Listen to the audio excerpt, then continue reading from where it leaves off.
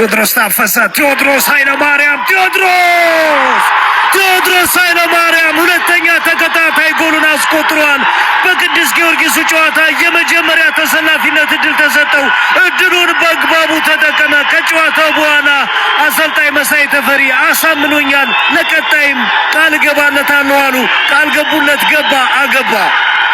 ወላይታ ዲቻ የሚታይ ብልጫ ነበራቸው።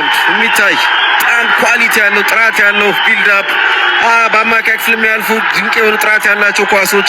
ቴዎድሮስ ታፈሰ የዚህ ጨዋታ ልዩነት ፈጣሪ አንደኛው ሊሆን ይችላል። አብዱ ቀድመ ስናነሳ ነበር ቢልድ አፕ ላይ ምን አይነት ኳስ ነው ለቴዎድሮስ ተከላካዩ ጀርባ የሚገርም ሩጫ ነው የሰጠው። ቴዎድሮስ ታፈሰ ምን አይነት ኢንች ፐርፌክት ድንቅ ፓስ ነው ለቴዎድሮስ። ቴዎድሮስ ኳስ በኳሊቲ ጥራት ያለው ኳስ ነው ያስቆጠረው። ተረጋግቶ ቦታ አይቶ የመጀመሪያውን ጎል አስቆጥሯል። ባለፈው ሳምንት ቅዱስ ጊዮርጊስ ላይ፣ ዛሬ ደግሞ ኢትዮጵያ መድን ላይ ሁለቱን የአዲስ አበባ ብሮች ላይ ጎል አስቆጥሯል። ወላይታ ዲቻ